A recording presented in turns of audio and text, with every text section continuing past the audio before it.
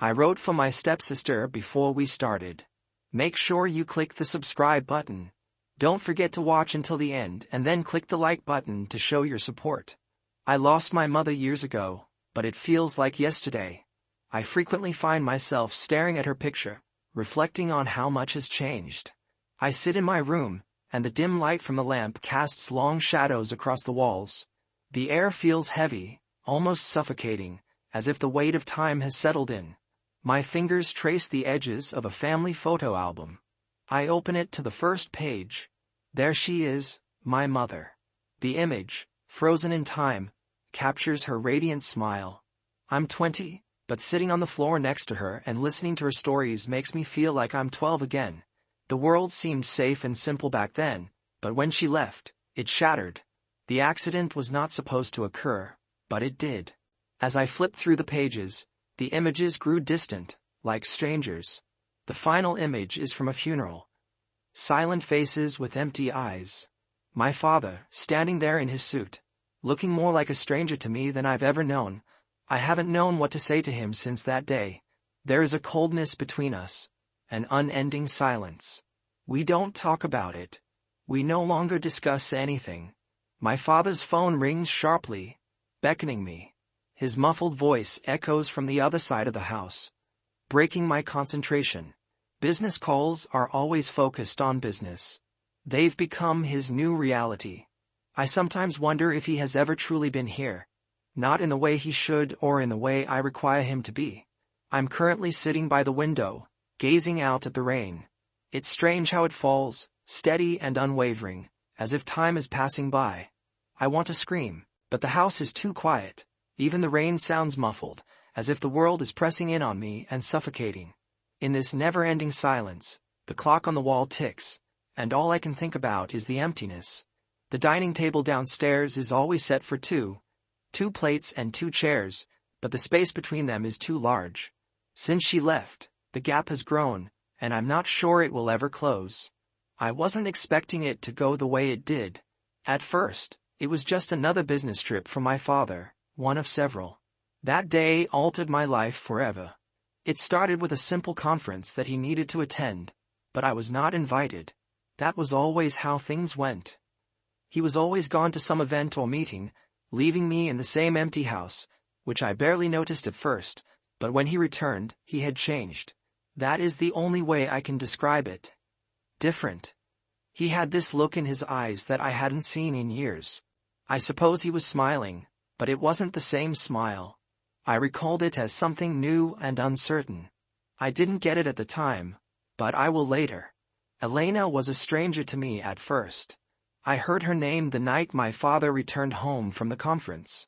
She was only a name at the time, but it seemed to hold significance. I didn't ask any questions because I didn't consider them important.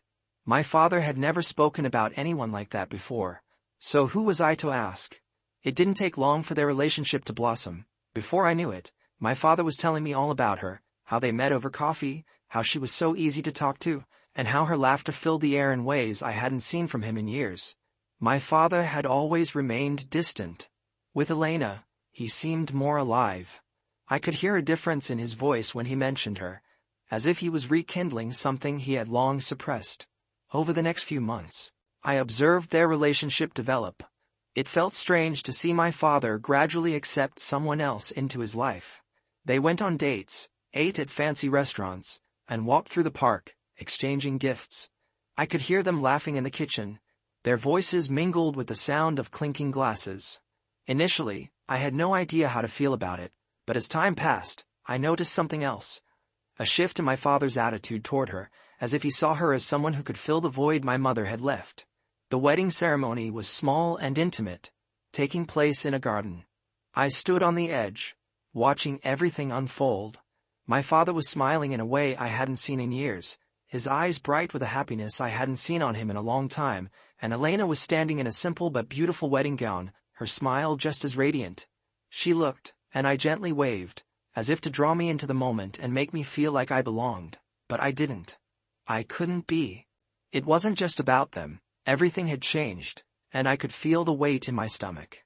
I remember hearing Amelia's footsteps before I saw her. The front door creaked open, and I could hear luggage being dragged across the floor. The air in the house felt heavier, as if something was about to happen, which I believe it was. Was she a change, a disruption, or a new presence in a space that had been far too empty for too long? Her voice came next, light and bright, breaking through the silence that usually surrounded our house. She was joking with her mother, Elena, about the day-to-day chore in the living room. Her laugh was loud and confident, as opposed to the quiet I was used to. I couldn't put it together at first, but there was something about her that drew me in and made her presence impossible to ignore. I stayed in my room, unsure. I debated going down to greet her, but before I could make a decision, the door to my room unexpectedly swung open. Amelia stood there, her dark hair framing her face and her piercing eyes fixed on me. Her smirk was playful, as if she already knew something that I didn't. She proceeded without hesitation. "Hey, you must be Frank," she remarked, her tone bright and teasing. "I'm Amelia, and I've just moved in. I thought we should say hello."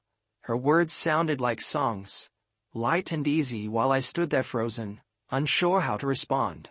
I think I stared for a second too long because she raised an eyebrow, clearly amused by my awkwardness, but that was how it always went for me.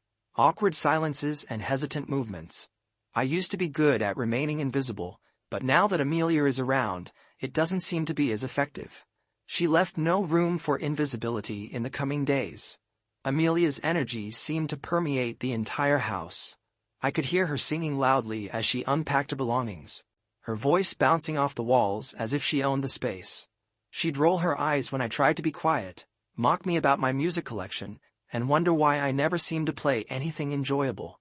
It wasn't just the volume that surprised me, it was how she filled the space. It was as if she had the ability to change everything. I'd never been a fan of loud, chaotic situations, but Amelia thrived in them, and her energy pushed me further into the background, but there was something else about the way she looked at me. It was more than just teasing. There was something deeper going on. Her gaze was as if she were trying to piece together my identity, and I couldn't help but feel watched. It started out simply, like any other harmless teasing, but I could feel the shift almost immediately. It appeared subtle at first. I was sitting on the couch, engrossed in my book, trying to escape the noise Amelia had brought into the house. I've never been a fan of distractions, but they seem unavoidable lately. Then, unexpectedly, her voice broke the silence. I didn't have time to react before she appeared at my side and grabbed my hand. I took the book off my lap and flipped it closed with a soft thud. "Frank, seriously, are you still reading about that band? You know they're bad, right?" Amelia's voice was light and playful, but there was something in her eyes that I couldn't miss. I blinked at her, taken off guard. "What do you mean by terrible?" "You don't even listen to them," I said, setting the book aside, my fingers twitching slightly in irritation. She laughed, shaking her head as if I had just revealed the world's greatest secret. "I don't have to listen to them." I didn't expect her to understand my music taste. Most people don't, but she didn't stop there. With a sly grin, she picked up my phone, swiping through it as if she owned it. "All right. Let me show you what real music sounds like." She hit play on her playlist, some upbeat pop tune that made my ears curl in protest. I grabbed my phone back and paused the track. When I put on one of the band's albums and hit play, the sound of electric guitars and pounding drums blasted through the speakers, and Amelia winced dramatically. "Oh no, not this again," she exclaimed, rolling her eyes, but her laughter was contagious. She didn't resist for long, letting me win this round with a smirk and a playful shove. Our interactions began to follow this rhythm, a back-and-forth teasing, but somehow more meaningful with each moment. Then came game night. It wasn't, but something felt different this time as we reached for the same card at the same time. Our hands brushed. It was just a moment, but it left a tingle on my skin that I couldn't ignore. Our eyes met, and for a fraction of a second, the world around us stopped. Amelia's expression shifted, her playful grin faltering, and there was something in her gaze that made my heart skip a beat. We quickly looked away, both of us pretending it hadn't happened, but it lingered. I was in the living room, minding my own business, when I heard a sharp and jarring crash, followed by a muffled curse, and I froze instantly on alert. Our laughter stretched a little too far, as if we were trying to avoid something we couldn't quite name, and we couldn't seem to stop. When I turned the corner into the hallway, I saw her on the floor, books scattered around her, her knees bent awkwardly as she winced in pain. She had tripped over the rug, which had always bothered me about the place, but I had never bothered to move it, and now it felt like one of those stupid details I couldn't ignore. I rushed over to her, dropping to my knees beside her. In her eyes as she held her knee, I asked, my voice coming out sharper than I meant. She winced again, her teeth biting down on her lower lip. "I'll be fine," she said softly, trying to push herself up but clearly struggling. I gently placed my hands on her arm, helping her to sit up. She looked at me, the brief touch lingering between us in a way that made my pulse quicken, and I could feel her breath catch as I guided her to her feet. "Thanks," she murmured, as we stood there for a second, our hands still brushing together, before both of us pulled away flustered. It wasn't the first time our hands had touched, but this moment felt different, an unexpected closeness, an intimacy that neither of us had asked for. She smiled awkwardly, and I did the same. "Are you sure you're all right?" I asked, knowing it wasn't just about the fall anymore. "Yes, I am fine," she replied, but the way she looked at me suggested otherwise. It was a sunny afternoon. I was not expecting it. I didn't know. She was out of the restroom. I was walking down the hallway, my mind preoccupied with some stupid thought, when I saw her. Amelia stepped out of the bathroom, a towel loosely wrapped around her body, the steam from the shower still in the air. She didn't notice me at first, and I should have kept walking with my eyes forward, but something about the situation made me stop. It wasn't intentional. I didn't mean to stare, but she was right there, so close, and then in a flash, the towel slipped completely. Probably by accident, but she fell to the floor before she could react. Her gasp was sharp, a mix of shock and embarrassment. I froze. I wasn't sure what to do. I should have simply kept moving, turned, and walked away, but I couldn't. All I could think about was how her skin, bare and glistening, was only there for those few seconds, and I was still standing there like an idiot. I turned quickly, my heart racing, and stammered, "Sorry, I didn't. I couldn't form a complete sentence. I just wanted to disappear," Amelia said, her voice shaky. She managed to laugh, her embarrassment obvious, but the sound felt forced. "It's fine. Just, please leave," she said, rushing back into the bathroom, the door slamming behind her with a loud thud. I stood there for a long time, still in shock, my face burning, and the awkwardness of the situation sinking into me. I could barely move or think. What the hell just happened? That brief encounter left something in the air. Neither Amelia nor I had been sitting on the couch for what seemed like hours, but time was irrelevant. We were laughing, sharing an inside joke that no one else would have found amusing, but it didn't matter in the moment. It felt as if we were the only two people in the world.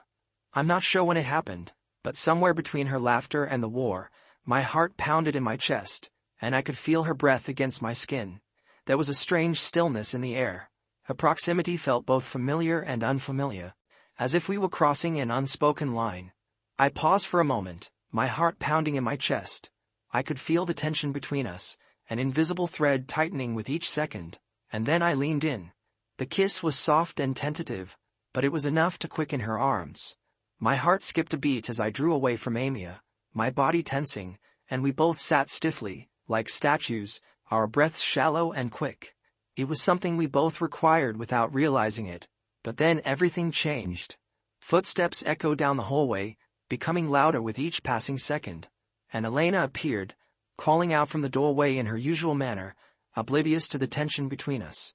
The door opened, and Amelia and I exchanged relieved and nervous looks as it closed behind her. Our hearts were still racing, but we didn't say anything because there was no need to. She raised an eyebrow, briefly shifting her gaze from one of us to the other, but said nothing. She simply walked in, sat down for a second, and then left without saying anything. My heart was pounding, but I was more concerned about Amelia. I gently guided her to the couch, my hands resting protectively on her shoulders as I sat down. Time slowed as I saw her fall to the ground, and before I knew it, I was there, my hands reaching out to catch her mid-fall. I leaned in, my breath catching in my chest, and she didn't back away. Instead, she met me halfway, and before I knew it, Amelia and I was sitting on my bed, our legs stretched out beside each other, and the world faded away, and all I could think about was her, the warmth of her body against mine, the softness of her lips. This, whatever it was, felt unavoidable, and I couldn't ignore it any longer. Everything had changed since my mother's death, from how she had to adjust to a new family to how I had to adjust to the person my father was evolving into. It was all too much. I could feel the weight pressing down on me every day. Amelia was always different. She didn't express her frustrations in the same way I did, but I could hear it in the undertone of her voice and the way she averted her gaze when things became too serious. It was raw, honest, and vulnerable in the sense that my hand had accidentally brushed against her chest, but it felt more than that. She didn't flinch or pull away, instead looking me in the eyes and catching her breath in the silence between us. I froze, unsure what to do. My hand remained just inches from where it shouldn't have been. I could feel my pulse racing. There was something about the moment, the vulnerability in her gaze, that made the atmosphere charged and tense, and neither of us sat. I moved my hand again, more deliberately, touching her chest. I had no idea where this was going or what it meant, but I couldn't pull back. The light from the lamp cast soft shadows on the walls as Amelia and I sat on my bed, the space between us shrinking with each passing second. My heart was racing with an inexplicable mix of excitement and apprehension, but it was too late to back out now. I leaned in, and the moment our lips met, everything around us seemed to vanish. It was as if we'd been waiting for this, so I couldn't help but be drawn to her, to the way she made me feel alive, wanted, and needed. Our bodies pressed together, her hands tangled in my shirt, and everything felt perfect for a moment. Then everything stopped. A creak, the sound of the door moving ever so slightly, Elena's voice calling from a hallway. My heart skipped a beat as I pulled away from her. Panic washed over me as I jumped off. I could feel Amelia's nervous energy, and her glance was quick, but my body was still shaking from the adrenaline. We both knew we needed to act normal, but it was nearly impossible. Elena finally entered, giving us a curious look but saying nothing. She sat at the edge of the room, her gaze shifting between us, but her smile remained unaffected. Elena and Dad sat across from each other, their laughter natural and unforced, in stark contrast to the silence that had previously separated them. Dinner was a fascinating event in our home. The table was set, and the soft clink of silverware and the low hum of conversation filled the space. When I was younger, they seemed so at ease and comfortable in their new life together. Amelia was at the far end of the table. The conversations continued, but my mind wandered. I wasn't truly present, and I was distracted. I saw the look in her eyes several times and felt my chest tighten. There was so much unsaid between us, and it was becoming stronger with each passing day, but it felt right. After dinner, the usual chatter resumed, but I needed some space. I went outside, the cool night air hitting me like a wave. The stars shone brightly, scattered across the sky in their quiet perfection. I sat on the back steps, allowing the silence around me to feel peaceful, almost like a reprieve from the chaos that had been my life for the previous few months. How did this new family and dynamic emerge so quickly? But then I realized it wasn't just my family that had changed. It was also me. I'd grown, adapted, and learned to deal with the complexities of a life I hadn't anticipated. A life that had unexpectedly become full of feelings I wasn't prepared for, but also things I needed more than I realized. Love, connection, and, with Amelia, something deeper. From the corner of my eye, I noticed her standing there. She was looking at me with a gentle smile on her lips, and I couldn't help but smile back. I didn't have to say anything because we both knew that whatever this was or would become, we were in it together. The uncertainty, the questions, the need. Answers could wait for now. I was content simply being with her. What do you think will come next? Will our little romance withstand the perils of getting? Don't forget to like and subscribe to this channel for more interesting confessions like this.